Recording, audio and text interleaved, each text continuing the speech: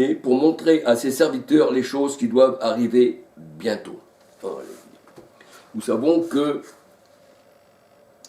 les révélations que reçoit Yeshua, homme, parce qu'il est venu comme un homme, eh bien c'est l'esprit en lui, c'est-à-dire l'esprit du Christ, Romains 8, 9, alléluia. Eh bien c'est l'esprit qui révèle en fait, alléluia. Parce que tout est révélé par l'esprit, la chair ne peut pas révéler, alléluia. La chair ne sert de rien, nous dit Jean 6, 63. Alors, révélation de Jésus-Christ que Dieu lui a donné pour montrer à ses serviteurs les choses qui doivent arriver bientôt, et qu'il a fait connaître par l'envoi de son ange à son serviteur Jean. Celui-ci a attesté la parole de Dieu et le témoignage de Yeshua, Messia, soit tout ce qu'il a vu. Heureux celui qui lit, alléluia, car le temps est proche. Là, on voit que c'est Christ qui révèle à Jean, alléluia. C'est lui qui révèle, alléluia. Et dans la parole de Dieu, dans Apocalypse 1, verset 7, voici il vient avec les nuées, voici il vient avec les nuées, même tout œil le verra, même ceux qui l'ont percé, c'était sa deuxième venue, alléluia. C'est pour ça que le Seigneur a dit, votre maison sera laissée déserte, jusqu'à ce que vous sachiez dire, eh bien, bénisse celui qui vient au nom de l'Éternel, et de reconnaître, eh bien, celui que vous avez percé.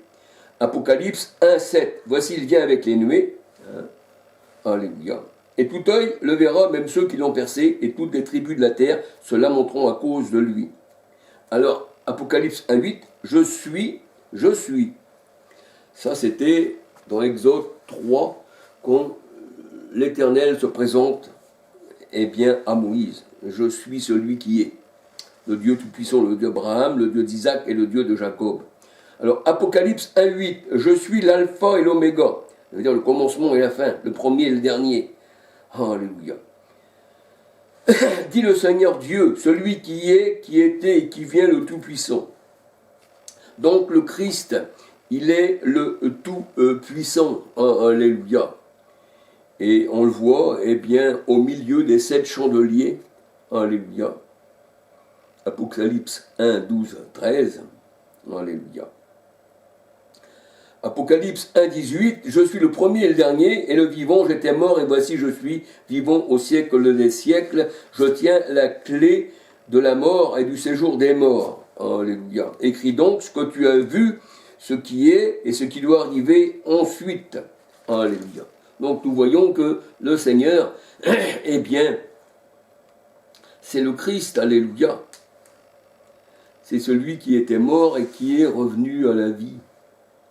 Et là on le voit parmi les 7 chandeliers, les 7 églises, parmi les 7 anges, alléluia. Alors Apocalypse 2, 1, écrit à l'ange de l'église d'Éphèse, voici ce que dit celui qui tient les 7 étoiles dans sa main droite, celui qui marche au milieu des 7 chandeliers d'or. Je connais tes œuvres, ton travail, ta persévérance. Je sais que tu ne peux supporter les méchants, que tu as éprouvé ceux qui se disent apôtres, mais qui ne le sont pas, et que tu as trouvé menteurs. Alléluia. Donc le Seigneur, il connaît en fait. Alléluia. Et là au verset 7, eh bien, on parle du Seigneur comme de l'Esprit. 2 Corinthiens 3, 17. Apocalypse 2, 7. Que celui qui a des oreilles entende ce que dit l'Esprit aux églises. Alléluia. Donc l'Esprit parle. Apocalypse 2, 7. Alléluia. Apocalypse 2, 8, on voit que l'Esprit, eh bien, c'est le premier et le dernier, celui qui était mort et qui est revenu à la vie.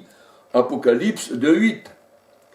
Et là, il dit, je connais ton affliction et ta pauvreté, bien que tu sois riche, et tes calomnies de la part de ceux qui se disent juifs et qui ne le sont pas, mais qui sont une synagogue de Satan. Apocalypse 2, 8. Alléluia. Alors, Apocalypse 2, 11, que celui qui a des oreilles entende ce que l'Esprit dit aux églises. Apocalypse 2, 12. Voici ce que dit celui qui a l'épée aiguë à ton tranchant. Je sais où tu demeures, je sais que tu es là où est le trône de Satan. Tu retiens mon nom, tu n'as pas renié ma foi, même au jour d'Antipas, mon témoin fidèle, qui a été mis à mort chez vous où Satan a sa demeure. Alléluia. Alors, Apocalypse 16, c'est toujours le Dieu Tout-Puissant qui parle. Repens-toi donc, sinon je viendrai à toi bientôt, je te combattrai avec l'épée qui sort de ma bouche. 2 Thessaloniciens 2, 8. Une épée sortait de sa bouche, ou le souffle de sa bouche, ou la parole de la bouche. Je les ai tués par les paroles qui sortent de ma bouche. Tout ça, ça veut dire exactement la même chose. Alléluia. Alors, Apocalypse 2, 17, celui qui a des oreilles pour entendre ce que l'Esprit dit aux églises. Celui qui vaincra, je donnerai de la manne cachée. Alléluia. Et Apocalypse 2, 18, voici ce que dit le Fils de Dieu, celui qui a des yeux comme une flamme de feu et dont les pieds sont semblables à de l'airain poli. Alléluia. Donc, on peut dire aussi au verset 23, Apocalypse 2, 23, « Je frapperai de mort ces enfants, et toutes les églises connaîtront que je suis celui qui sonde le cœur et les reins, et je rendrai à chacun selon vos œuvres. » Alléluia. Donc, il est celui qui sonde le cœur et les reins, et nous voyons que celui qui sonde le cœur et les reins, eh bien, c'est l'Éternel. Alléluia. Nous voyons que Samuel avait été envoyé pour oindre David comme roi, mais lui, il avait vu Eliab. Mais le Seigneur a dit, celui-ci, je l'ai rejeté, ne regarde pas sa grandeur, car l'homme regarde l'apparence, mais l'Éternel regarde au cœur.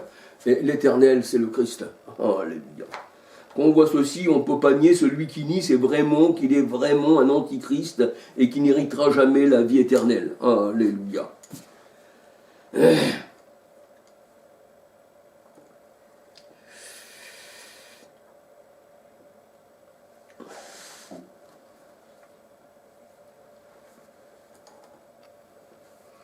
Alors on peut dire, je reviens là-dessus, que Yeshua, selon sa nature humaine, ne connaît pas toute chose.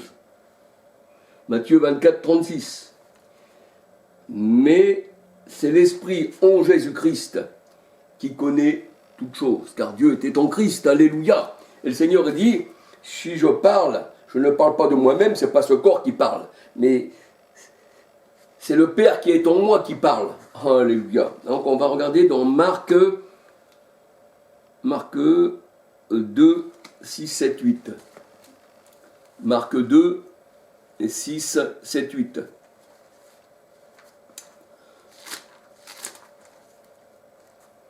Marc 2, 6, 7, 8.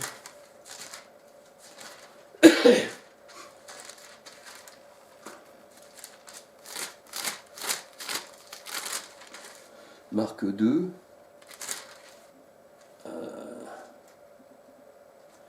Alors, Marc 2, 6, 7, 8. Il y avait là quelques scribes qui étaient assis et qui disaient au-dedans d'eux, c'est-à-dire dans leur cœur, puisque le Seigneur, il sonde le cœur et les reins. Comment cet homme parle-t-il ainsi, il blasphème, qui peut pardonner les péchés si ce n'est Dieu seul?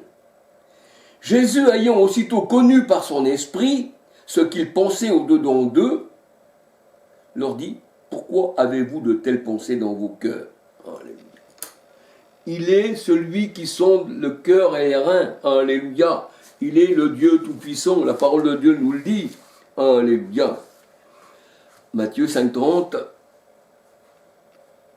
Matthieu 5, 30.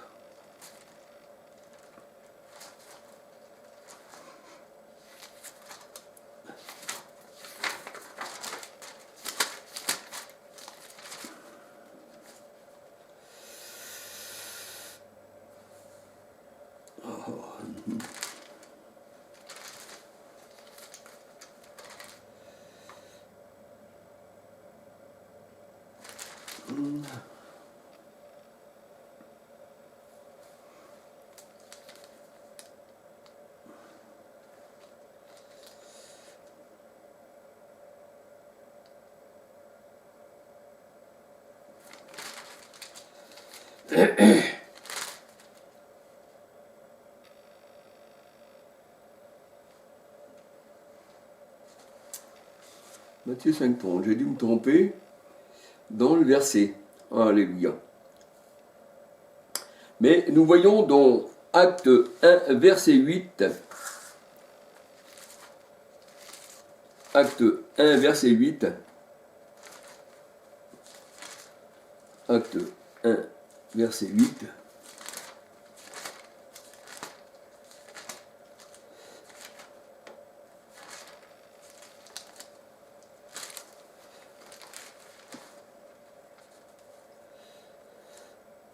Hein. Acte 1, verset 8. Alors, acte 1, verset 8, alors on peut déjà regarder dans acte 1, verset 2, on voit que le Seigneur donne ses ordres par l'Esprit Saint. Alléluia.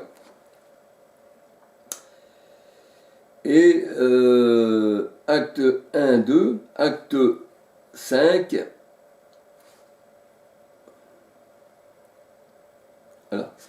Acte 1, 2, acte 1, 4, 5, comme il se trouvait avec eux, il leur commanda de ne pas s'éloigner de Jérusalem, mais d'attendre ce que le Père avait promis. Ce que je vous ai annoncé, leur dit-il, car Jean a baptisé d'eau, mais vous, dans peu de jours, vous serez baptisés du Saint-Esprit. Alors les apôtres réunis lui demandèrent, Seigneur, est-ce en ce temps-là que tu rétabliras le royaume d'Israël? Il leur répondit, ce n'est pas à vous de connaître les temps ou les moments que le Père a fixés de sa propre autorité. Et vous, ce n'est pas à vous de connaître les temps ou les moments que le Père a fixés de sa propre autorité. Acte 1, verset 7. Alléluia. Alors, acte 1, 8. Mais vous recevrez une puissance, le Saint-Esprit survenant sur vous, et vous serez mes témoins à Jérusalem et dans toute la Judée. Alléluia. Donc, poussé par l'Esprit Saint, par l'Esprit du Christ, Romains 8, 9, acte 1, 2, acte 16, 6, 7, eh bien, les disciples ont parlé de la part du Christ, que c'est poussé par l'Esprit Saint que des hommes ont parlé de la part de Dieu.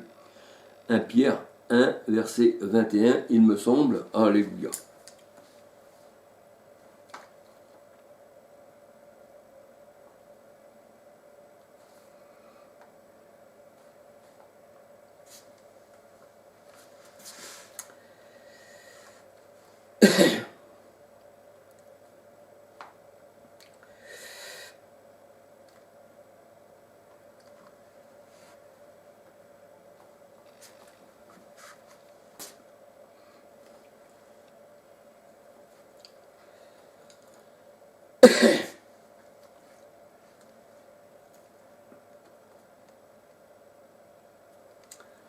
Alors nous avons vu dans la parole de Dieu, alléluia, que le Seigneur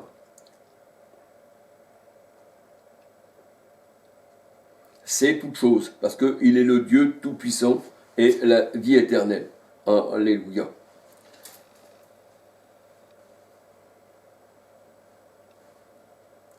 Alors on va regarder dans Acte 1, 16 à 26. Acte 1, 16 à 26.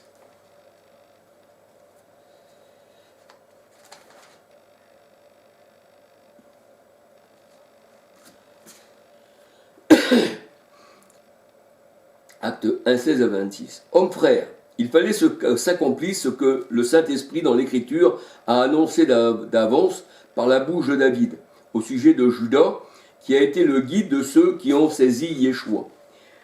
Alors il était compté parmi nous, et il avait part au même ministère. Cet homme, ayant acquis un champ avec le salaire du crime, est tombé et s'est rompu au milieu du corps, et toutes ses entrailles se sont répandues. La chose a été si connue de tous les habitants de Jérusalem que ce champ a été appelé dans leur langue Akeldama, c'est-à-dire champ du sang. Or, il écrit dans le livre des psaumes que sa demeure devienne déserte et que personne ne l'habite, qu'un autre prenne sa charge. Il faut donc que parmi ceux qui nous ont accompagnés tout le temps, que le Seigneur Jésus a vécu avec nous. Depuis le baptême de Jean jusqu'au jour où il a été enlevé au ciel, qui a été enlevé du milieu de nous, Depuis le baptême de Jean jusqu'au jour où il a été enlevé du milieu de nous. Qu'il y en ait un qui soit associé comme témoin de sa résurrection. Ils en présentèrent deux, Joseph appelé Bar-Sabas, surnommé Justus, et Matthias. Puis ils firent cette prière. Là, cette prière à qui? Au Christ. Alléluia. ne peut pas prier un homme. Alléluia. Puis ils firent cette prière. Seigneur, toi qui connais les cœurs, voyez-vous, il connaît les cœurs, le Seigneur, de tous, désigne lequel de ces deux tu as choisi, afin qu'il ait part à ce ministère et à cet apostolat que Judas a abandonné pour aller en son lieu. Ils tirèrent au sort, et le sort tomba sur Matthias, qui fut associé aux 12 apôtres. Alléluia. Alors on voit que là, il prie le Seigneur et il demande au Seigneur qui il a désigné, et le sort était tombé sur Matthias. Alléluia. Et on voit qu'ils ont prié, un peu comme Philippe qui priait, eh bien, le Seigneur Yeshua qui lui disait, Seigneur Yeshua, reçois mon esprit. Acte 7, versets 59-60. La prière doit être, eh bien, on va dire, tournée vers l'Éternel, car c'est lui qui exauce nos prières selon sa volonté. Alléluia. Et nous voyons que Philippe disait, Seigneur, Yeshua, reçois mon esprit. Et la parole de Dieu nous dit, l'esprit retourne à celui qui l'a donné, dans Ecclésias 12. Alléluia. Donc nous voyons que la parole de Dieu nous dit que le Seigneur, eh bien, connaît toutes choses. Et le Seigneur disait à ses disciples, eh bien, veillez, mais ne vous endormez pas. Et la parole de Dieu nous dit dans Éphésiens 5, 14, eh bien, qu'il faut se réveiller. Alléluia. Il faut aussi se réveiller, car la parole de Dieu nous dit, réveille-toi d'entre les morts, et Christ va t'éclairer. Alléluia. On peut dire que les vierges sans huile, eh bien, étaient mortes. Tu n'as pas l'esprit du Seigneur. Tu ne lui appartiens pas, Romains 8, 9, et tu es mort. Tu n'as pas la résurrection, tu n'es pas un homme nouveau, tu n'es pas né de l'esprit, alléluia, et tu es mort, alléluia, gloire au Seigneur.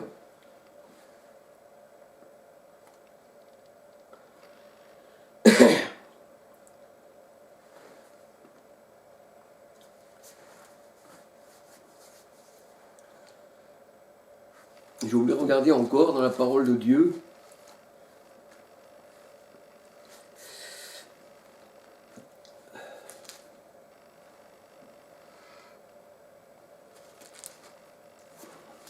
Alléluia.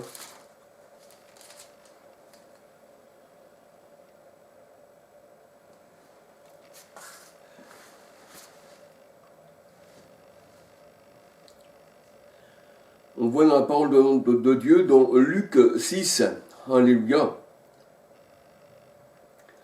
des pharisiens qui étaient là, alléluia. Alors on va lire un peu dans Luc 6, 1 à 8. Il arriva un jour de sabbat, appelé second premier, que Jésus traversait des champs de blé. Ses disciples arrachaient des épis et les mangeaient après les avoir froissés dans leurs mains. Quelques pharisiens leur dirent, pourquoi faites-vous ce qui n'est pas permis de faire pendant le sabbat? Yeshua leur répondit, n'avez-vous pas lu ce que fit David lorsqu'il eut faim, lui et ceux qui étaient avec lui? Comme il entra dans la maison de Dieu, prit les pains de proposition, on mangea, on donna à ceux qui étaient avec lui, bien qu'il ne soit pas permis aux sacrificateurs de les manger. Il leur dit, le Fils de l'homme est maître même du sabbat. Il arriva un autre jour de sabbat que Jésus entra dans la synagogue et il enseignait. Et il y trouvait un homme dont la main droite était sèche. Luc 6, verset 7. Les scribes et les pharisiens observaient Jésus pour voir s'il ferait une guérison le jour du sabbat. C'était afin sujet de l'accuser. Mais il connaissait leurs pensées et il dit à l'homme qui avait la main sèche, lève-toi au milieu. Et il se leva et se tint debout. Et Jésus leur dit, je vous demande s'il est permis le jour du sabbat de faire du bien ou du mal, de sauver une personne ou de la tuer. Alors promenons ses regards sur tous il dit à l'homme, étends ta main, et il fit que sa main fut guérie. Alléluia.